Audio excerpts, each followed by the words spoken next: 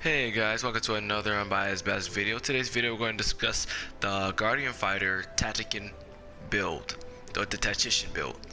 Basically, if you're going for a tank, this is the place to be. So as you can see, this is my feats.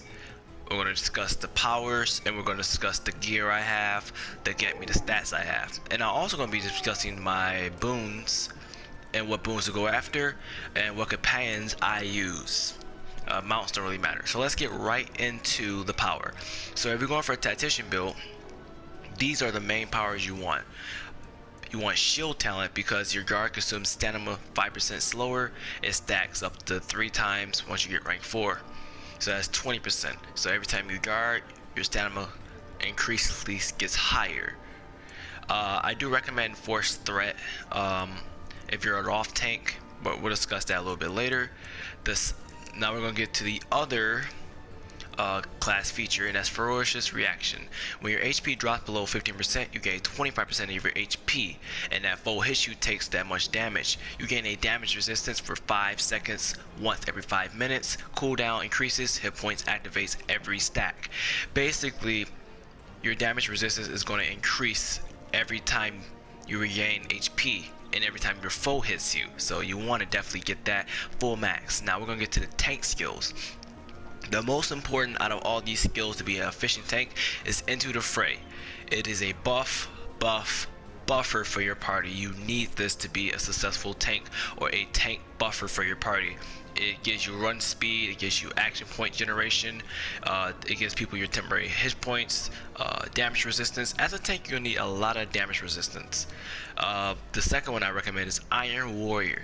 You gain temporary HP based on the missing HP and stamina regeneration. Now you guys see that pattern. We're trying to get damage resistance and as much stamina as possible, because if you're hit by an enemy, your stamina increases. If you're hit by an enemy, your damage resistance is increased. If you're hit by an enemy, your temporary HP is increased. So basically you want the enemy to attack you. I'm trying to get these to max power for the extra buff.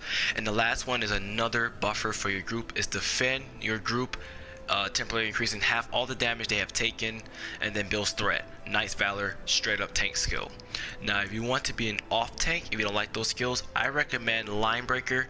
It's basically a charge attack, and it gets your resistance. It stacks up to, let's see, 2, 4, 6, 8 seconds. It increases your resistance by 2.5 and increases. Now we're gonna get straight into the feats. As you can see here, Action Surge for action points for guarding. We're basing our build on guarding and HP efficiency. Strength Focus, Toughness for more HP. I went with Armor Specialization, increase my armor class. Grit, put more points in your temporary HP. Ubiquitous Shield, reduces the damage effect combat advantage by up to 25%, which is very good, amazing. It stacks with damage resistance. As you see, I did take a little bit of the feats from Protector, but we're gonna get straight to the Tactician, and I'll explain why. Encounters, cooldowns reduced by 10%, max that out by Fight On. Daunting Challenge, marked targets now deal 10% less damage if full power. Rousing Speech, allies within 30 inches of you gain action points faster. Basically another buffer skill. Inspiring Leader, increases Into the Fray. It's a really good skill. Surging Tide, Tie Iron debuff also reduces the amount of physical damage they do to you by 10%. The reason I explain my actual fighting skills yet, because I'm going to explain through my feats. And we're going to do Martial Mastery. Taking damage now builds action points for you and yourself and your allies within 50 feet of you. You also gain a bonus damage resistance. So as you see, this build is based on action point gain, stamina regen, temporary HP regen, and basically a buffer for your team. I did grab some skills from Protector, shield defense just for more armor, armor of Bahamut. While your stamina is below 30%, you take less damage, and also improve reaction. Your ferocious heal heals you additional 10%. It's amazing. Now I'm gonna go back to my powers and explain my two at wills. Tide of the Iron, one of the best tank skills in the game. It smashes your shield into a single foe and reduces their damage resistance up to 40%. That's enough said. So keep smashing the shield. Keep smashing. Resistance will go down. It also recovers 10% of your stamina.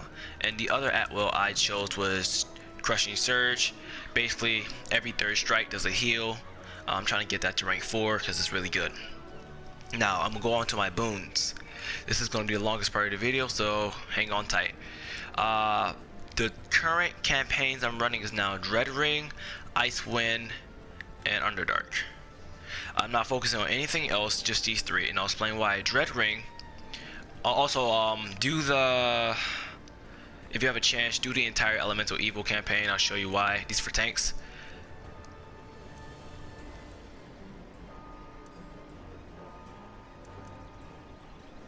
Just pause the video if I went a little bit too fast so you can read, and we're gonna go straight to the 3 campaigns. So do a little bit of Dread Ring, you know, do your dailies, and this is why. I did the 250 power and 250 movement. You want as much movement as possible. 400 regeneration, 3%. This is one of the best ones right here. 3% resistant ignore. You know how hard it is to get a resistant ignore in this game? You can get damage resistance, you can get combat advantage, but ignore is very, very hard. When they give you 3%, you better take that boon. I am working on this one right here. Now you guys will ask me, why am I taking a range for growth? 20,000 HP over a few seconds also adds you 4 more defense. I'll give you why. It's a chance. It's a chance. They're both chances, but I'd rather do Shadow Touch because here's why. 20,000 necro damage over a few seconds. After this effect ends, the target receives 25% less healing from spells. So basically, it's more of a power tank build. This is for more I recommend for what's that class? I recommend for Oathbound Paladins because they need as much defense as possible. I'm not saying Guardian Fighter does not, but Oathbound Paladin needs much defense as possible. I feel like since you already got the aggro, you can do a little bit more damage, speed up the process. Now here's the one right here, Rampy Madness. I'm going to get that one as well. Every time you stack 50 stacks of Madness, every time that's when you do damage, you gain 4,000 power, lifesteal, and regeneration. That is amazing. And for Ice Window, I went with the if you're a tank and you did not choose this, go buy your respect token, because why would you want it over a combat advantage if you have AoE resist? I got stamina gain, of course. I'm going with the 400 recovery. I'm going with the Cold Shoulder. It procs and reduces their damage up to 2,000. And I'm going with Avalanche. Stacks 20 times, take 15,000 damage to nearby targets. That's the 3 campaigns I'm doing right now. And I'm going to show you my gear. Right now I'm rocking the Black Ice set, as you can see. I also got the Armor Enchantment slot, Negotiation Enchantment. Go with that one. Every time you receive damage, it stacks up to 10 times 1.5%. Yes, Black Ice. I'm sticking with the Elemental Fire set because I do like the features on it. It's pretty cool. For my artifacts, this is the main tank one right here. Bruno's Helm. Go with that one. Allies gain almost 400 defense well, if you increase it to epic, it'll probably be more, but as for now, I'll get it to rare. I'm rocking the Sigil Guardian, Waters of Elza, and the Spear Black Eyes Epic. Now for the shirts and pants, I went with this set because here's why. If I can get the spec. Look at the set bonus right here. When you land a critical strike, you heal nearby allies for 1% of their maximum HP up to 1,000. This effect occurs every 3 seconds. Basically another buffer further for the party. I'm also rocking the Greater Belt of Sardine. Seldarine. I'm rocking the Ring of Sieging. Buy you a Siege Ring. When you have been moving for 3 seconds, 30% increased damage resistance as long as you keep moving. the Ring of Cauterins. When you're struck from behind by a foe, you have a 40% chance to repel your target. That is very good, because when you're tanking most of the time, you usually have ads run up behind you, so you need at least a plus. I recommend plus 2 to 3. I mean, plus 2 to 5. I'm sorry, I'm thinking of another ring. It helps you a lot, guys, trust me. And for the cloak, I'm still rocking that Emissary of Neverwinter till I get a better one. I promise I will. And that's pretty much wrap up the video, guys. You see, this is my tank build right now. If you also want a better tank build, go to mmomines.com. I'll link them in the description.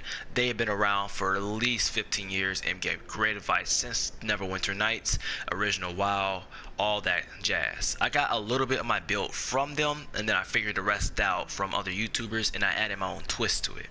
So guys, if you guys want to use this build, I do not mind. Go ahead. I recommend this build. It's amazing. Oh, I forgot to show you my stats. I need to show you my stats. These are my stats. I'm rocking about 102k. My gear score right now is about 2150 almost. Rocking, let's check on my defense. I'm rocking almost 8,000, but with a buff, I'm rocking about 10,000. My deflect is about 2,200. My generation is almost 1,200. I need to eat a little bit up. My stamina gain, this is the most important. Almost 500. You want it at least over 300 because it's good. It's really good. AoE resists 400. Here's the good start. Almost 30% resistance is ignored. That is very good, guys. Almost 25%.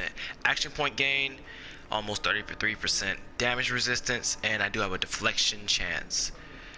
If you use this build, you'll follow the steps. You guys will have something similar to this. If you want to add points to this, I recommend going full Constitution with 20 strength dex. It could be 18, 19, whatever, as long as it's in that range. You guys understand. And my armor class is around 37. I think that's a little bit overpowered in my opinion, because I take a lot of damage. But if you guys have at least 25 armor class, that is fine until you get yourself better gear. I am an Iron Vanguard Guardian Fighter. That's all you guys need to know to be a good tank. I hope you guys enjoyed the video. Leave a like if you enjoy, subscribe if you're new. I'm doing more guides on different classes because I played the game before. I think I'm a little bit experienced. Thank you guys so much. Until the next video, guys, it's been your boy Unbiased Baskets. Thank you.